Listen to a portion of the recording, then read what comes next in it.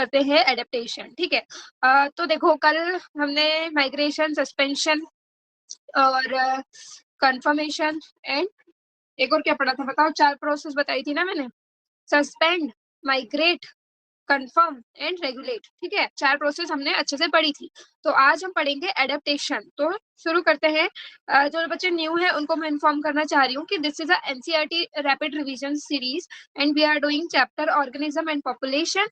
And हाँ, यहाँ हम कुछ भी चीज इतना डीप में या फिर उसके पीछे की प्रोसेस को ना समझते हुए सिर्फ एनसीईआरटी के इंपॉर्टेंट पॉइंट्स पे ध्यान देने की कोशिश करेंगे। ठीक है, सो शुरू करते हैं। While considering the various alternative available to organism for coping with extremes in their environment, we have seen that some are able to respond through certain physiological adjustment while other do so behaviorally. Migrating temporary to a less stressful habitat. देखो बहुत सारे उनके पास options होते हैं, जो जैसे मैंने बनाया रेगुलेट, कंफर्म, सस्पेंड, माइग्रेट। तो जब भी उनके पास कोई हार्श कंडीशन आती है, उनके एनवायरनमेंट में एक्सट्रीम कंडीशन आती है, तो उससे कोप करने के लिए वो कुछ फिजियोलॉजिकल एडजस्टमेंट करते हैं, कुछ बिहेवियरल एडजस्टमेंट करते हैं और हाँ कुछ मतलब माइग्रेट भी करते हैं। ठीक है, वही है बिहेवियरल एडजस्टमेंट का मतलब। अरे बार यार सॉरी।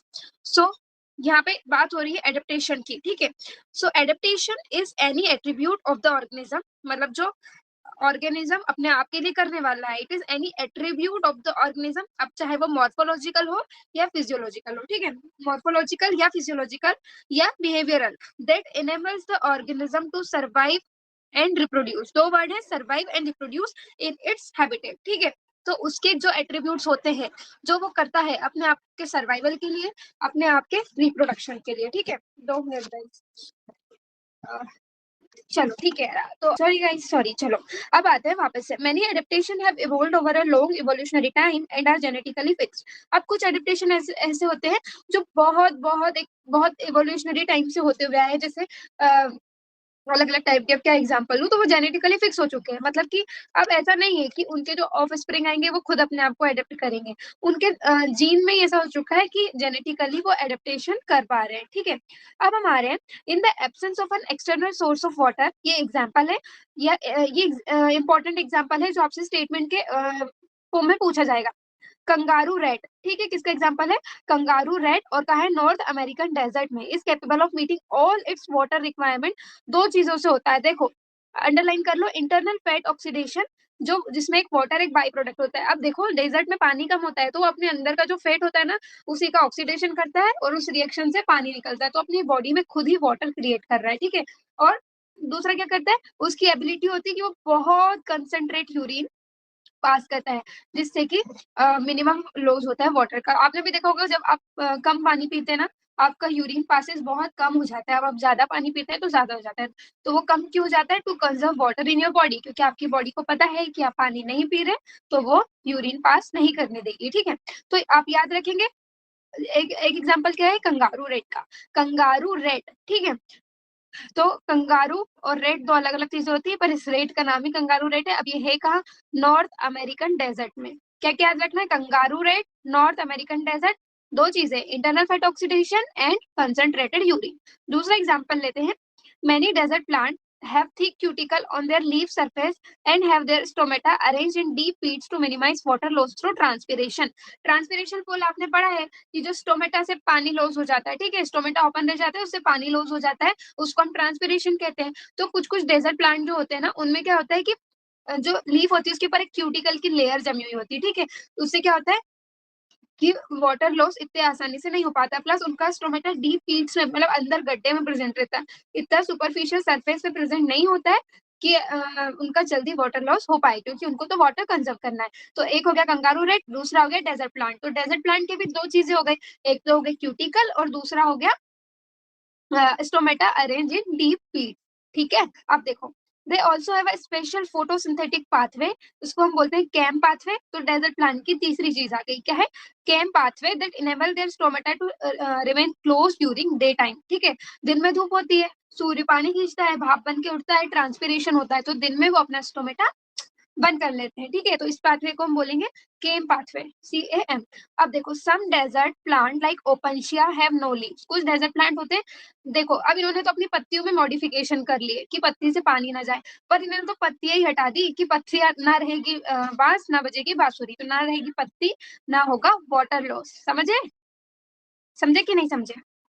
ठीक है, तो इन्होंने पत्ती हटा दी, तो ये है ओपनशिया, ठीक है। इनके पास लीव्स नहीं होती, और लीव्स कहाँ चली जाती है, जो लीव्स होती है वो रिड्यूस हो जाती है कांटों में, लीव्स रिड्यूस टू स्पाइन। और फोटोसिंथेटिक फंक्शन फिर कौन करेगा, अगर लीव नहीं होगी तो फोटोसिंथेसिस कौन करेगा, उनका जो फ्लैट स्टेम होता है, फ्लैटेंड स्टेम, वो उनका फोटोसिंथेटिक फंक्शन करता है। अब देखो एक और है, मैमल फ्रॉम कोल्डर क्लाइमेट, जो कोल्डर क्लाइमेट रीजन होते हैं उनमें शॉर्ट ईयर्स होते हैं और शॉर्ट लिम्स होते हैं टू मिनिमाइज हीट लॉस। अब देखो जो हमारा हीट लॉस होता है ना, वो ऐसी चीजों से होता है, जैसे कान से, नाक की टिप से, जो टिप वाली चीजें होती है वहां से होता है, जैसे हमारे लिम्स से, ठीक है। तो उसको बोलते हैं एलेंस रूल, क्योंकि देखो वहां पे अगर वो टेम्परेचर लूज कर देंगे तो उनके पास खुद के पास मेटाबॉलिज्म के लिए कोई एनर्जी नहीं बचेगी, क्योंकि वो तो बहुत जल्दी जल्दी टेम्परेचर लूज करेंगे, इसलिए उनके पास शॉर्ट ईयर्स होते हैं, ताकि जैसे लीव लीव ही मान के चल लो, कान छोटे होंगे तो कम हीट लॉस होगी उनकी, ठीक है। वैसे ईयर्स एंड लिम्स छोटे होते हैं, इसको हम एलेंस रूल कहते हैं। In the polar seas aquatic mammals like seals have a thick layer of fat, जो सी होते हैं, ठीक है, पोलर सीज जो एकदम कोल्ड पोलर एरिया में, उनमें एक्वेटिक मैमल्स क्या करते हैं, जैसे एग्जांपल सी से लोग करते नहीं है, उनके अंदर नेचुरली प्रेजेंट होता है, एक लेयर ऑफ फैट प्रेजेंट होती है जिसका नाम होता है ब्लबर, ठीक है। तो उस लेयर ऑफ फैट को ब्लबर कहते हैं, मार्क कर लो, ठीक है।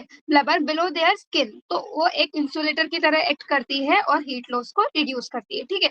उसके बाद आता है some organism possess adaptation that are physiological which allow them to respond quickly to a stressful situation, ठीक है। इफ यू कुछ फिजियोलॉजिकल होते हैं, जैसे कि अगर तुमने देखा है कि जब हम हाई एल्टीट्यूड पे जाते हैं, जैसे रोहतांग पास जो मनाली के पास है, वो 3500 मीटर से भी ज्यादा हाइट पे है, ठीक है। और वही Mansarovar in China occupied Tibet, ठीक है। तो you must have experience what is called attitude sickness, जब हम पहाड़ों पे जाते हैं तो हमको वॉमिटिंग और जो एटीट्यूड सिकनेस, चक्कर वगैरह आना, ये सारी चीजें होती हैं। It's symptoms include nausea, nausea होगा, फटीग होगी, हमको थकान होने लगेगी, हार्ट पाल्पिटेशंस बढ़ने लग जाएंगे, हमारी हार्ट बीट बढ़ेगी। और अब ये ऐसा सब कुछ क्यों होता है, क्योंकि हमको ऑक्सीजन नहीं मिल रही है, ठीक है। लो एटमॉस्फेरिक प्रेशर की वजह से, हाई एल्टीट्यूड के जो लो एटमॉस्फेरिक प्रेशर की वजह से हमको एटीट्यूड सिकनेस आती है। अब उसके लिए हमारी बॉडी फिजियोलॉजिकल चेंजेस कुछ करती है, ठीक है। उस प्रोसेस को हम बोलते हैं एक्लिमेटाइजेशन, ठीक है। यहाँ सिर्फ एक्लिमेटाइज लिखा है, बट उस प्रोसेस को हम कहते हैं एक्लिमेटाइजेशन,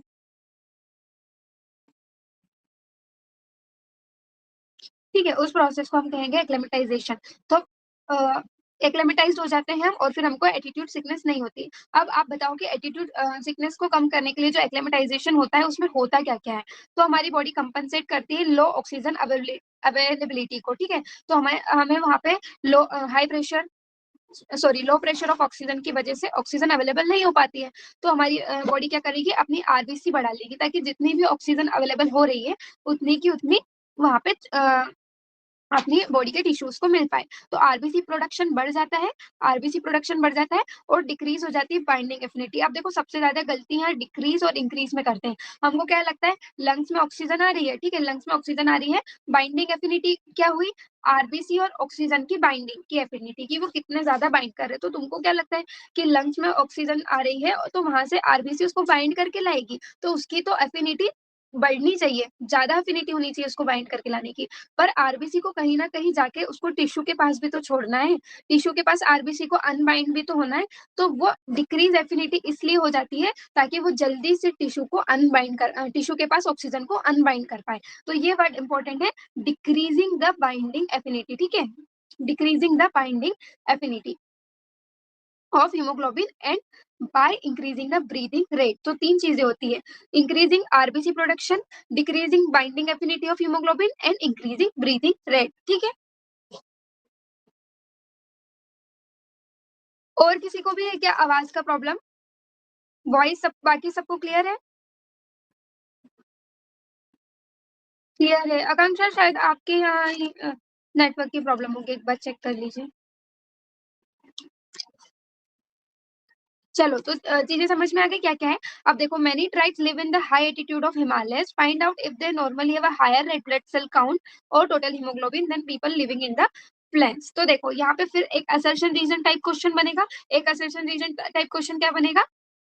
असर्शन बोलेंगे वो कि many tribes live in the high altitudes of Himalaya, find out if they normally have a higher red blood cell और then people living in the plains. तो यहाँ पे फाइंड आउट लिखा है, इसको वो चेंज करके बस आपको ये बोल देंगे कि जो हिमालय में कुछ ट्राइब्स रहती है उनकी आरबीसी काउंट ज्यादा होती है। तो ये हो गया हमारा असर्शन। फिर रीजन वो दे देंगे एक्लेमेटाइजेशन की प्रोसेस को, ठीक है, because their body get acclimatise by increasing red blood cell production, by decreasing the binding affinity of haemoglobin and by increasing breathing rate. तो ये हो जाएगा सेकंड वाला option. Both statement are correct and reason is the correct explanation of the assertion। तो ठीक है, ये हो गया एक assertion reason टाइप का question. In most mammals, the metabolic reaction and hence all the physiological function proceed optimally in a narrow temperature range, जैसे कि ह्यूमन में 37 डिग्री सेल्सियस होता है।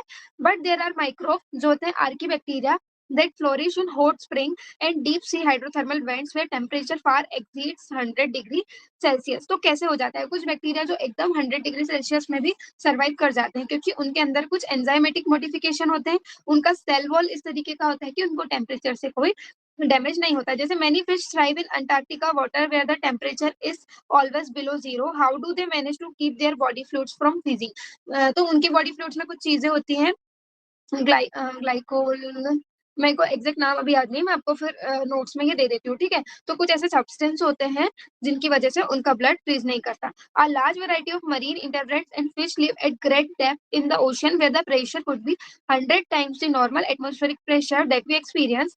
How do they live under such crushing pressure and do they have a special enzyme? तो ये भी आपको पता करना है, ठीक है। तो देखो यहाँ पे एक टेम्परेचर की बात इन्होंने बैक्टीरिया की बोल दी है, हॉट टेम्परेचर की, ये कोल्ड टेम्परेचर की और ये प्रेशर की। सच extreme environment show a fascinating अरे ऑफ बायोकेमिकल एडेप्शन। तो देखो जो ऐसे एनवायरमेंट होते हैं जो ऑर्गेनिज्म के, तो यहाँ पे फिजियोलॉजिकल ना हो के बायोकेमिकल एडेप्शन होते हैं, मतलब कि उनकी बॉडी में कुछ ऐसे एंजाइम होते हैं, कुछ ऐसे सब्सटेंस होते हैं जिनकी वजह से ये ऐसी हार्श कंडीशन को कॉप कर पाए। तो उसको हम क्या बोलेंगे? Biochemical adaptation. ऊपर जो हम एक्लेमेटाइजेशन कर रहे थे उसको हम फिजियोलॉजिकल एडेप्शन बोल रहे थे क्योंकि हमारी बॉडी में कोई स्पेशल सब्सटेंस नहीं आ रहा था, कुछ चेंजेस हो रहे थे जो कि फिजियोलॉजिकल चेंजेस थे। बट यहाँ पे क्या है? बायोकेमिकल एडेप्टेशन, ठीक है। Some organisms show behavioral response to cope with variation in their environment। अब कुछ अपने बिहेवियर से भी कॉप करते हैं। जैसे डेजर्ट लिजार्ड जो होती है उसमें फिजियोलॉजिकल एबिलिटी नहीं है मैनेज करने की, जैसे कि मैमल्स में होती है। हाई टेम्परेचर में मैमल्स के पास स्वेटिंग वाली एबिलिटी होती है कि हाई टेम्परेचर में हम स्वेट आउट कर देते हैं तो हमारे ऊपर इवापोरेटिव कूलिंग हो जाती है। पर डेजर्ट लिजार्ड के पास ये एबिलिटी नहीं है, पर वो अपनी बॉडी टेम्परेचर को कांस्टेंट रखती है उसके बिहेवियर से। जैसे कि वो सन में रहती है, हीट एब्जॉर्ब करती है, जब उनकी बॉडी का टेम्परेचर ड्रॉप कर जाता है बिलो द कंफर्ट जोन, ठीक है। जब उनको लग रहा है कि बॉडी का टेम्परेचर बहुत कम है तो वो सन की लाइट में चली जाएंगी, सनलाइट में, but move into shade when the ambient temperature start increasing. और जब आसपास का टेम्परेचर बढ़ने लगेगा तो वो छाव में चली जाएंगी, ठीक है। Some species are capable of burrowing into the soil to hide and escape from the above ground heat. ये चैप्टर थोड़ा सा बोरिंग है पर तुम लोगों को ध्यान से सुनना पड़ेगा वरना बहुत अच्छे अच्छे क्वेश्चन बनते हैं इससे, ठीक है। चलो अब आते हैं पॉपुलेशन पे। अब थोड़ा इंटरेस्टिंग पार्ट है ना पॉपुलेशन। तो पॉपुलेशन एट्रीब्यूट्स क्या होते हैं? In nature we rarely find isolated single individual of any species. Majority of them live in a group in a well defined geographical area, share और compete for similar resources, potentially interbreed and thus constitute a population। तो ये population की definition है, क्या है? ये है live in a group, पहली तो ये हो गई, in a well defined geographical area and share और compete for similar resources and potentially interbreed. इन ये सब है एक पॉपुलेशन की डेफिनेशन। तो एक पॉपुलेशन की क्या क्या कैरेक्टरिस्टिक्स होंगे? पहला तो वो ग्रुप में रहेंगे in a well defined geographical area, दूसरा शेयर और compete फॉर सिमिलर रिसोर्सेज, और तीसरा है potentially interbreed and constitute a population, ठीक है। Although the term interbreeding implies sexual reproduction, a group of individuals resulting from even asexual reproduction is also generally considered a population for the purpose of ecological study। देखो definition में जो interbreeding दिया है ना उसका मतलब सेक्सुअल रिप्रोडक्शन से है क्योंकि वहाँ पे टू पेरेंट्स रिक्वायर्ड है, दो ब्रीड के बीच में रिप्रोडक्शन हो रहा है इसलिए, ठीक है। तो टू पेरेंट रिक्वायर्ड है। पर जो एसेक्सुअल रिप्रोडक्शन से जैसे बैक्टीरिया है वो डिवाइड हो जा रहे हैं अपने आप में, बाइनरी फ्यूजन कर दे रहे हैं, तो वहां पे तो इंटरब्रीडिंग नहीं हो रही, पर बैक्टीरिया की पॉपुलेशन को भी हम पॉपुलेशन कहते हैं। तो ये वही बोल रहे हैं कि although the term interbreeding implies sexual reproduction, a group of individuals resulting from even asexual reproduction is also generally considered a population for the purpose of ecological studies, ठीक है। देखो ऑल द कॉर्मोरेंट्स, अब देखो ये सब बोल रहे population के नाम है, तो इसमें समझाने वाला कुछ नहीं, एक बार पढ़ देती हूँ मैं। All the cormorants in a wetland, rats in abundant dwelling, teakwood trees in a forest tract, bacteria in a culture plate, and lotus plants in a pond are some example of population. In earlier chapters, you have learned that although an individual organism is the one that has to cope with a changed environment, it is at the population level that natural selection operates to evolve the desired trait. देखो पहले हमने ऐसा पढ़ा था कि किसी भी organism को जीने के लिए है उसको एडेप्टेशन करना पड़ेगा, उसको कोप करना पड़ेगा जो एनवायरमेंटल चेंजेस हो रहे हैं। पर अगर अपन पॉपुलेशन लेवल पर देखें तो नेचुरल सिलेक्शन जो होता है, डिजायर्ड ट्रेट जो अब इवॉल्व होने वाला है, वो पॉपुलेशन लेवल पे होता है। ठीक है, कि इस पॉपुलेशन में क्या मतलब जो भी सिलेक्शन होगा वो किसी एक ऑर्गेनिज्म को देख के नहीं होगा, पूरी पॉपुलेशन में जितने भी ऑर्गेनिज्म है ना, उनकी डिजायर्स के हिसाब से होगा कि उनके लिए क्या बेस्ट रहेगा, और वही नेचुरली सिलेक्ट होगा। So population ecology is therefore an important area of ecology because it links ecology to the population genetics and evolution. तो ये सेंटेंस यहाँ पे इंपॉर्टेंट है, population ecology links ecology to population genetics and evolution. अब देखो, a population has certain attributes that an individual organism does not. Population के कुछ ऐसे एट्रीब्यूट्स होते हैं जो इंडिविजुअल के नहीं होते, जैसे अन इंडिविजुअल में है बर्थ एंड डेथ। अब अगर एक इंडिविजुअल की बात करें तो या तो उसका जन्म होगा या वो मर जाएगा, पर अगर हम पॉपुलेशन की बात करें तो बर्थ रेट होता है और डेथ रेट होता है। In a population this rates refer to per capita birth and death. Per capita birth and death मतलब कि पर 100 कितना बर्थ हुआ और कितनी डेथ हुई, तो इनके इसकी डेफिनेशन हो गई है ना, कहीं की डेथ रेट की और बर्थ रेट की, per capita birth and per capita death respectively. The rates has express is change in number, increase और डिक्रीज दोनों हो सकता है with respect to member of the population. ठीक है, कैसे एक्सप्रेस करते हैं उसको हम, चेंज इन नंबर, इंक्रीज और decrease with respect to member of the population. जैसे मैं एग्जांपल देती हूँ आपको, एग्जांपल वैसे इसमें आएगा तो मैं यही बता देती हूँ। हियर इज एन एग्जांपल, देखो एक पॉन्ड था, एक तालाब है, उसमें 20 लोटस है प्लांट, 20 लोटस प्लांट थे लास्ट ईयर, एंड अब रिप्रोडक्शन हुआ तो 8 न्यू प्लांट उसमें ऐड हो गए, taking the current population to 28। अब देखो सॉरी, पहले 20 थे और अब 8 हो गए, तो अब हो गए 28। तो देखो 20 पर 8 बढ़े मतलब 8/20। ठीक है, तो ये हो गया 1/5, नहीं 1/5 नहीं हुआ, मेरी मैथ्स खराब है, मैंने बायो, हे भगवान, sorry sorry sorry sorry. Actually आज मेरा ना थोड़ा सा दिमाग खराब हो गया एक बच्चे की वजह से, कितना गंदा मैथमेटिक्स है। 2/5 हुआ, मैं 1/5 बोल रही थी। ठीक है, 2/5, तो ये हो गया 2/5 कितना होगा, 0.4। तो अगर हम इसका इसका बर्थ रेट काउंट करते हैं लोटस का, तो ये कितना हो जाएगा, 0.4। मतलब 20 लोटस पे 8 लोटस आए, तो यहाँ पे वही बोल रहा है, change in number with respect to the member of the population, मतलब पहले वहां पर कितने थे उस हिसाब से। तो ये एक एग्जांपल हो गया। 1 मिनट का क्या pain. If 4 individual in a laboratory population of 40 fruit flies died during a specific time interval, says a week, the death rate in the population during that period is 4/40 individual per fruit fly per week।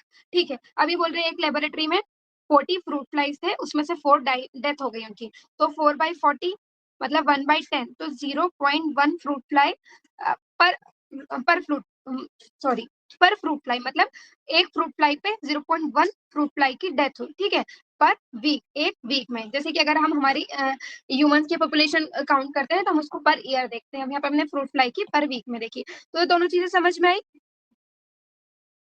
समझ में आई बच्चों?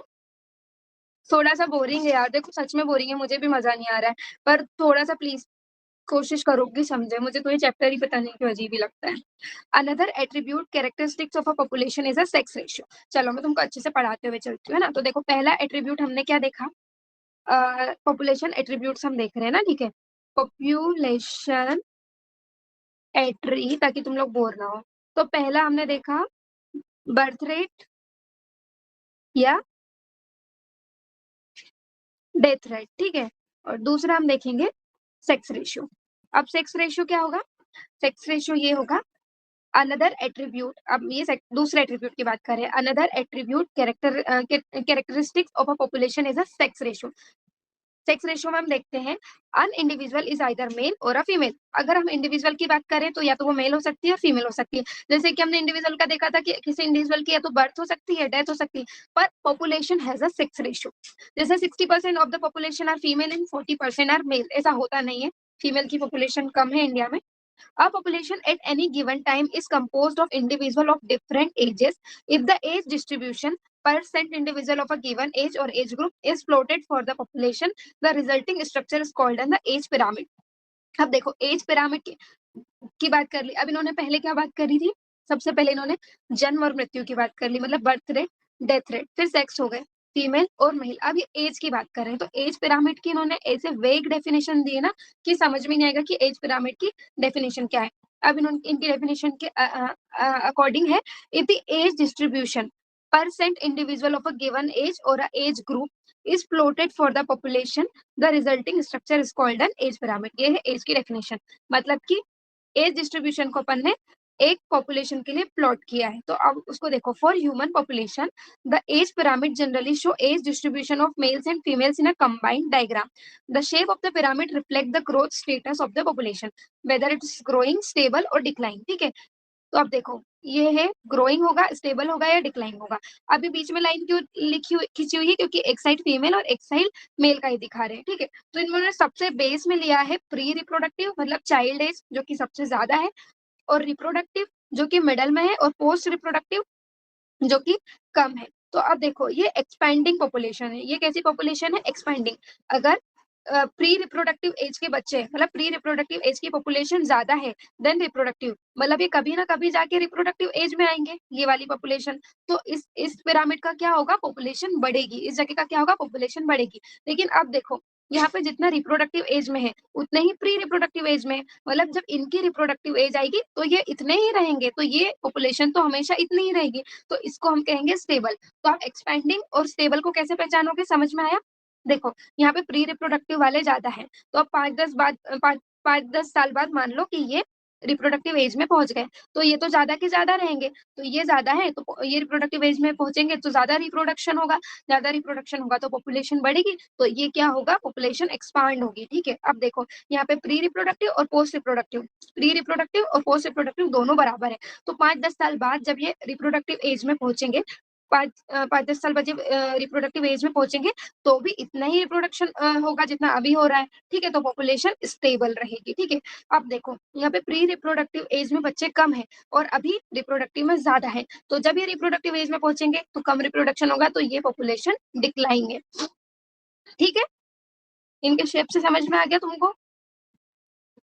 चलो, the size of the population tell us a lot about its status in the habitat. Whatever ecological processes we wish to investigate in a population, be it the outcome of competition with another species, the impact of a predator or the effect of a pesticide application. अब ये क्या कह रहा है कि देखो size of the population हमको बताती है कि उसका स्टेटस क्या है हैबिटेट में। एक हैबिटेट में बहुत सारे अलग अलग टाइप के पॉपुलेशन रहते हैं। ठीक है, whatever ecological process we wish to investigate in a population, अगर हम कंपटीशन का आउटकम होगा वो तो, जैसे अगर कोई स्पीशीज कम है और कोई ज्यादा है तो उनके बीच में कंपटीशन की वजह से भी हो सकता है, दो स्पीशीज की वजह में, या फिर उनका किसी ने शिकार कर लिया होगा, या फिर हमने मान लो पेस्टिसाइड डाल दिया तो एक टाइप के पेस्ट वहां से चले गए, और जो उस पेस्टिसाइड के रेजिस्टेंट थे, जो उस पेस्टिसाइड से जिनके ऊपर कोई इफेक्ट नहीं पड़ा, वो रुक गए। ठीक है, तो we always evaluate them in term of any change in the, ये है any change in the, okay, any change in the population size.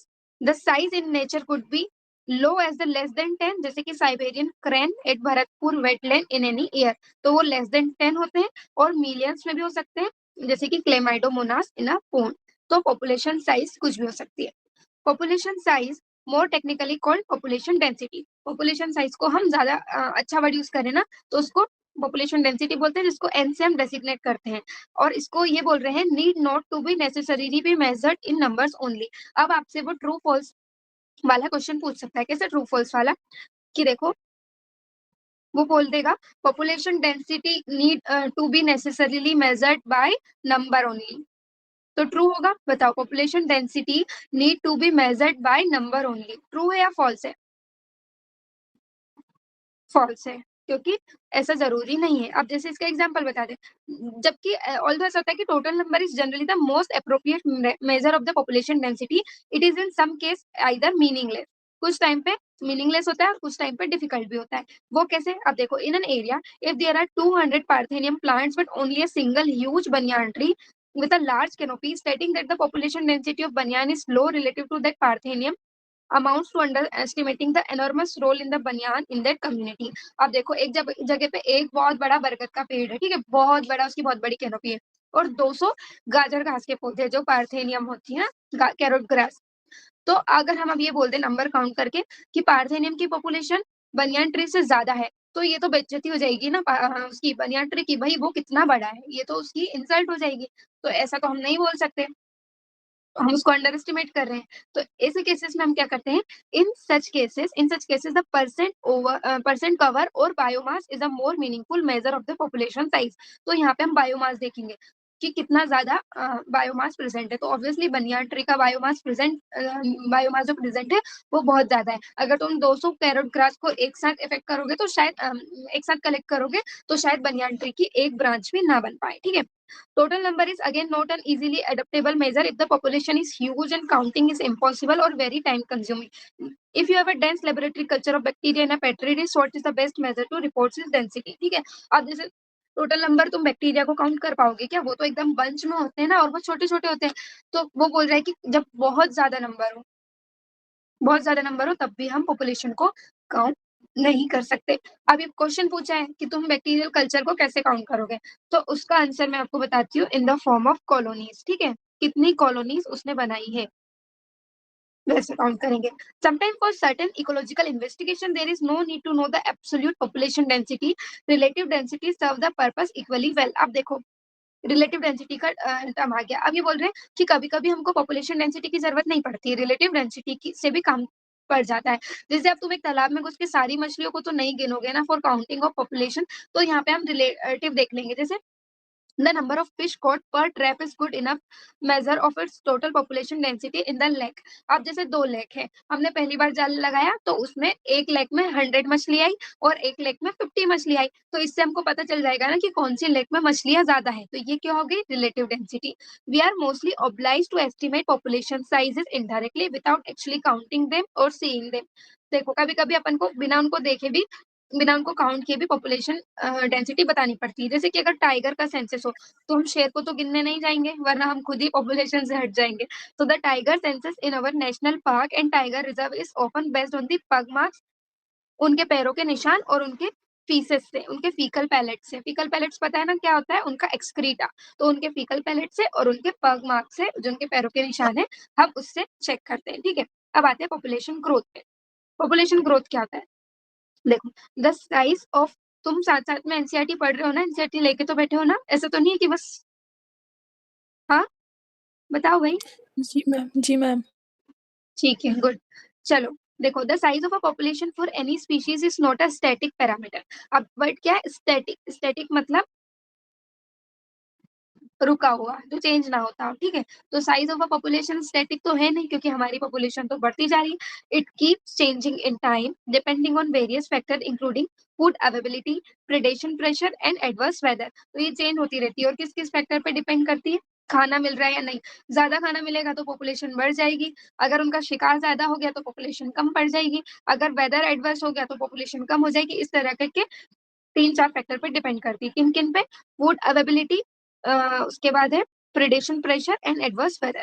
In fact, it is these changes in the population density that give us some idea of what is happening to the population, whether it is flourishing or declining। ठीक है, in population density में change होगा तो अपन को पता चलेगा कि population के साथ हो क्या रहा है। What ever might be the ultimate reason, the density of a population in a given habitat during a given period fluctuate due to changes in four basic process, two of which, natality and immigration, contribute to an increase in population density, and two, mortality and immigration to a decrease। देखो, अब 4 basic process होती है, ठीक है। जो population में change होता है ना, जो एक हैबिटेट है उसकी कोई पॉपुलेशन है, ठीक है।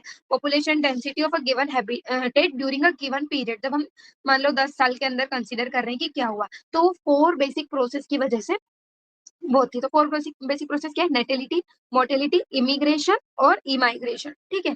तो अब देखो उनमें से 2 चीजें हैं, जैसे कि नेटेलिटी एंड इमिग्रेशन, तो ये इंक्रीज करवाती है, और मोर्टेलिटी एंड इमाइग्रेशन तो ये डिक्रीज करवाती है। तो वो तुमको समझ में आ जाएगा। अब बताओ नेटेलिटी क्या होता है? Natality refers to the number of birth during a given period in the population that are added to initial density. जैसे कि हमारी इनिशियल डेंसिटी थी एक्स थी, ठीक है, फिर यहाँ पे वाई नंबर ऑफ बर्थ हो गए, तो इसको हम बोलते हैं नेटेलिटी, ठीक है।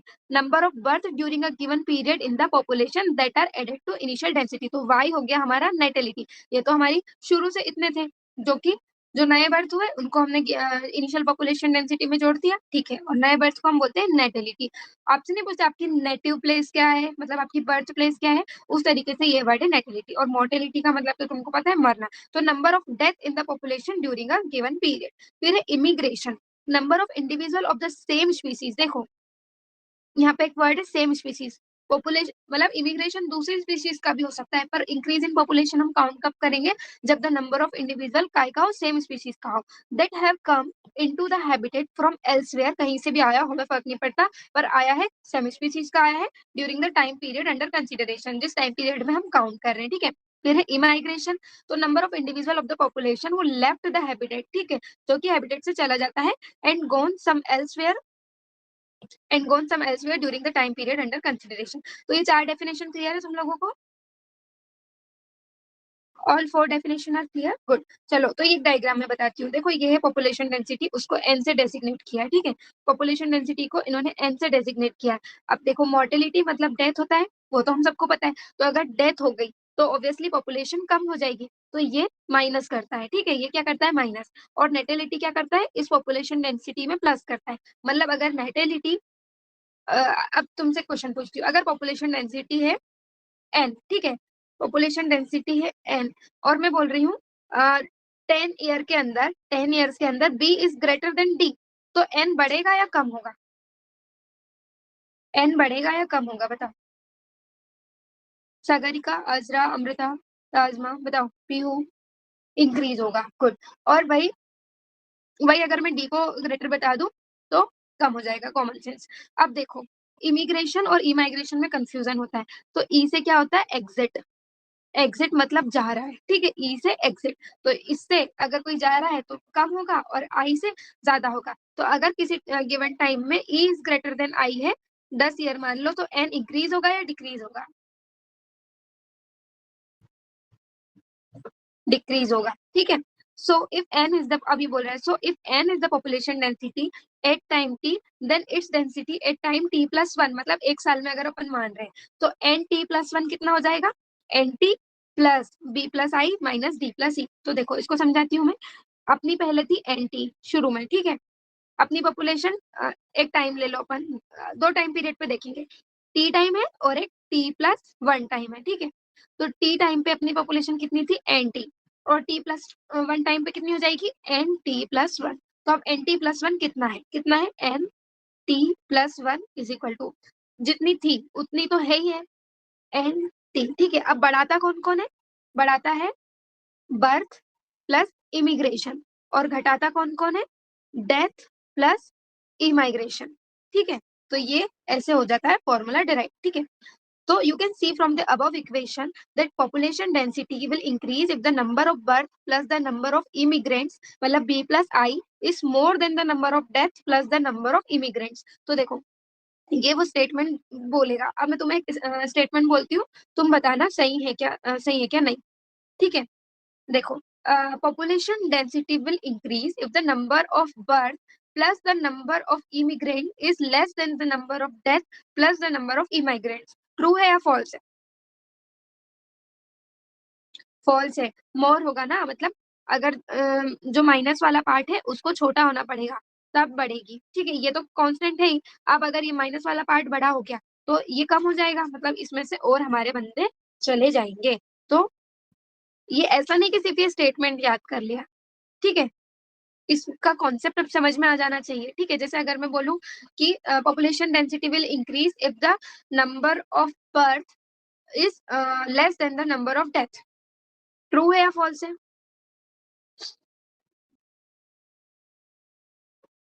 फॉल्स है, ठीक है। अब देखो, under normal condition birth and death are the most important factor influencing population, क्योंकि माइग्रेशन इतना नहीं होता है, कोई देश छोड़ के जा भी रहा है, शहर छोड़ के जा भी रहा है, तो इतना वो वेरी नहीं करेगी जितना कि नॉर्मल कंडीशन में बर्थ एंड डेथ वेरी करता है। तो under normal condition birth and death are the most important factor influencing population density, the other two factor assuming importance only under special condition. For instance, if a new habitat is just being colonized, immigration may be contribute more significantly to the population than birth rate. देखो, normal जो condition होती है उनमें birth and death rate जो रहता है वो ज्यादा इंपॉर्टेंट फैक्टर रहता है, लेकिन अगर तुम देख के चलो कि अभी अभी कहीं कोई नई कॉलोनी बसी है तो वहाँ की पॉपुलेशन ज्यादा बर्थ पे नहीं बल्कि इमिग्रेंट्स पे, कि लोग वहाँ आके रहने लग रहे हैं, नया शहर बसा है, लोग वहाँ के रहने लग रहे हैं, ना कि ऐसा नहीं कि हजारों सालों तक वहाँ पे पहले बर्थ हो रहे हैं फिर पॉपुलेशन बढ़ रही है। तो अगर कोई नई प्लेस डेवलप हो रही है तो वहाँ पे इमिग्रेशन फैक्टर होगा और नॉर्मल कंडीशन में बर्थ एंड डेथ फैक्टर होगी, ठीक है। अब है ग्रोथ मॉडल्स। अब अपन ने पॉपुलेशन ग्रोथ तो देख ली, पर हम उनको अलग अलग मॉडल में देखेंगे, ठीक है। तो does the growth of a population with time show any specific and predictable pattern? We have been concerned about unbridled human population growth and problem created by it in our country. And it is therefore natural for us to be curious if different animal population in nature behave the same way or show some restraint on a growth. Perhaps we can learn a lesson or two from nature on how to control population growth. तो देखो, अलग अलग growth models होते हैं, इसमें इतना कुछ खास लिखा नहीं है। पहला अपन पढ़ते हैं एक्सपोनेंशियल ग्रोथ। देखो, resource, food and space availability is the obviously essential for the unimpeded growth of a population. Ideally, when resources in the habitat are unlimited, each species has the ability to realize fully its innate potential to grow in number. तो देखो, क्या होता है, जो food and space होती है, पहले तो बढ़ने के लिए उसको फूड चाहिए और जगह चाहिए, is the obviously essential for the unimpeded growth of a population. ये तो जरूरी है ही सही।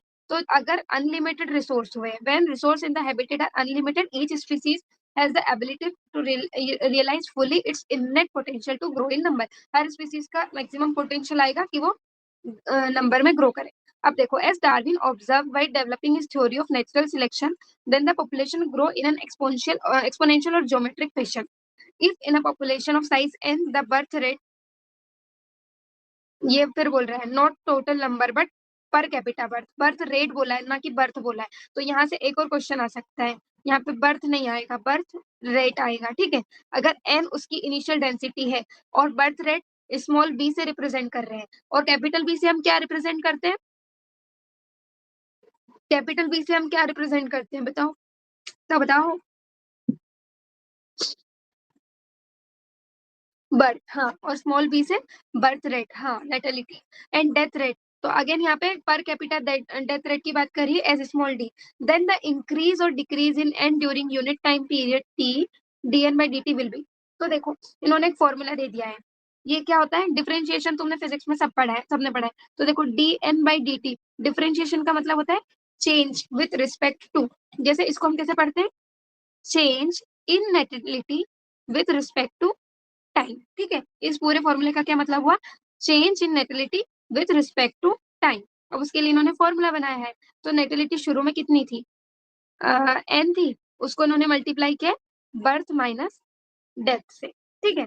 और अब इन्होंने बर्थ माइनस डेथ को मतलब एक अलग फॉर्मूला बना दिया, मतलब R is equal to B minus D. तो इन्होंने लिख दिया इसको आर एन, तो D N by D T is equal to R N.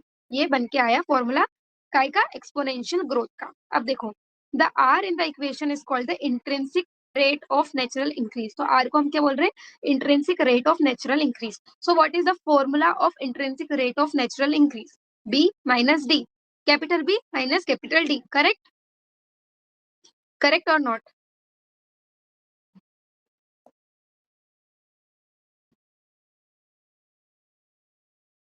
हाँ, एन पॉपुलेशन डेंसिटी है,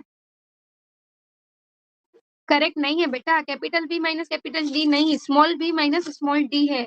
आर का formula small B minus small D है। कैपिटल बी मतलब तो बर्थ हो जाएगा, कैपिटल डी मतलब डेथ हो जाएगा, स्मॉल बी मतलब बर्थ रेट और स्मॉल डी मतलब डेथ रेट, समझे।